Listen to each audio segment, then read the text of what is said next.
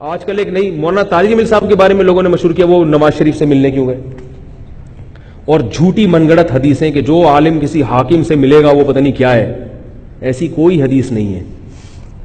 بات آ رہی ہے سمجھ میں؟ اگر مولانا طارق جمیل صاحب حکمرانوں سے نہ ملے، کل قیامت کے دن اللہ ان سے پوچھے گا کہ آپ نے تبلیغ کا فریضہ ان میں، بولو نا بھائی، آپ نے ان کو کیوں نہیں سمجھایا؟ وہ نہ ملے تو ان کے خلاف کلپ بناؤ، وہ ملے تو ان کو اپریشیٹ کرو. حضرت ہم نہیں پہنچ سکتے، کم از کم آپ جا کے ہی کچھ بات کر لیتے ہیں. کیسے سمجھائے بھائی؟ علماء کے ذمے تبلیغ ہے یا نہیں ہے؟ عوام کو بھی ہے، حکمرانوں کو بھی ہے.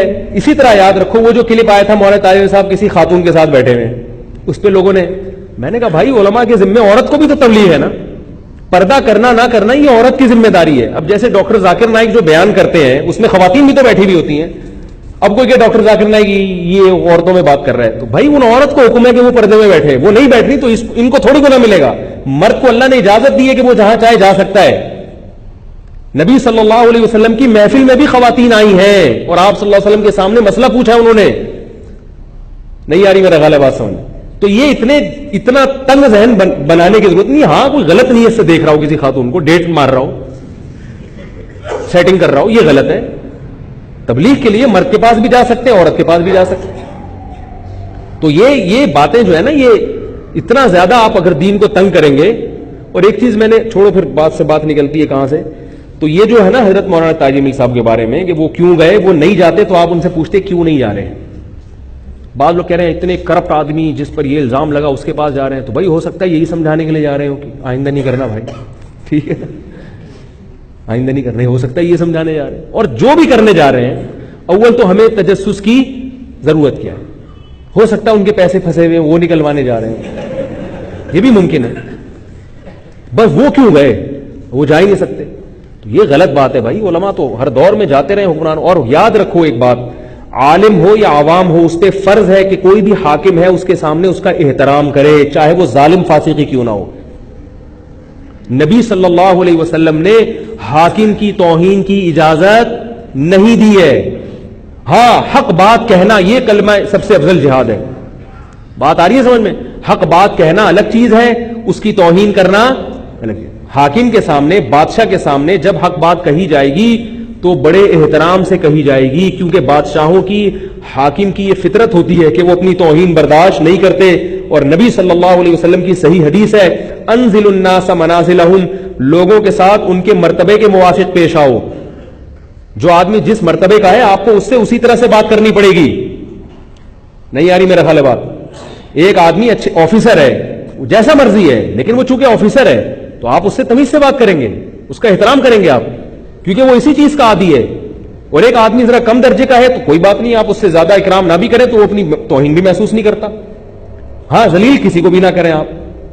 وہ میں بتاتا ہوں نا کہ جو جتنا عزت دار ہوتا ہے اس کو اپنی توہین اتنی ہی زیادہ محسوس ہوتی ہے. ایک آدمی نے کہا نا کہ یار، دوسرے سے کہا کہ اللہ کا شکر ہے اس محلے میں میری عزت نہیں ہے. اس نے کہا یہ کیا بات ہوئی بھائی، کوئی شکر ادا. اس نے کہا اگر عزت ہوتی نا تو آج بڑی بے عزتی ہو جاتی میری. اللہ کا بڑا فضل ہے کہ اس محلے میں میری عزت نہیں ہے.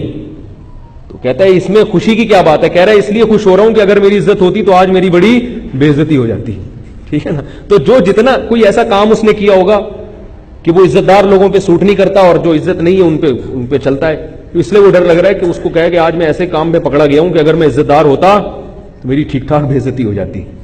تو اس سے کیا پتہ چلتا ہے کہ جو جتنا عزت دار ہوتا ہے وہ اپنی تھوڑی سی بے عزتی میں بہت زیادہ بے عزتی محسوس کرتا ہے. تو اس لیے شریعت کا حکم یہ ہے کہ حکمرانوں کا احترام کرو. میں اس لیے کہہ رہا ہوں کہ کل ہو سکتا ہے مولانا طارق جمیل صاحب کو آپ نواز شریف سے بغلگیر ہوتے ہوئے بھی دیکھ لیں اور اسے دعوت کرتے ہوئے بھی دیکھ لیں کہ وہ مسلم لیگ نون کی تمام افراد کو انہوں نے اپنے گھر پہ انوائٹ کیا ہے.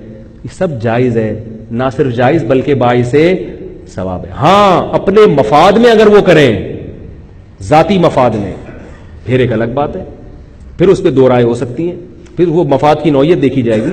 دین کے لیے جو کچھ بھی کر رہا ہے، کسی کو گلے بھی لگا رہا ہے تو بھی ٹھیک ہے. قادیانی کی بھی دعوت کر سکتے ہیں آپ دین کی تبلیغ کے لیے. آپ کے محلے میں کوئی قادیانی ہے اور آپ یہ سمجھتے ہیں کہ اگر نرم لہجے سے بات کروں گا، اس سے دوستی کروں گا تو یہ کیا ہو جائے گا، مسلمان ہو جائے گا، تو آپ اس قادیانی کو دعوت پہ بلائیں، خود بھی کھائیں اور اس کو بھی کھلائیں، کیونکہ یہ جو آپ اس سے یعنی اس کا اکرام کر رہے ہیں وہ کس نیت سے کر رہے ہیں؟ دین کی تبلیغ کی نیت سے کر رہے ہیں. اور اگر یہ نیت نہیں ہے پھر نہیں، پھر اجازت نہیں ہے، پھر اس کی تعظیم جائز نہیں ہے قادیانی کی. نہ تعظیم نہ توہین کرے، کچھ بھی نہ کریں آپ. توہین کریں گے تو مسئلے خراب ہوں گے، تعظیم کریں گے تو دور دور رہیں اس سے. لیکن اگر کسی کی نیت یہ ہو تو پھر تو کرنی چاہیے. تو یہ صرف جو ہے نا شر پسندوں کی باتیں جو اٹھا کے پتہ نہیں حدیثیں بھی من گڑت کر لیتے، جو حدیث میں آتے ہیں جو حاکم سے ملا تو کچھ نہیں ہوتا اس سے، حاکم سے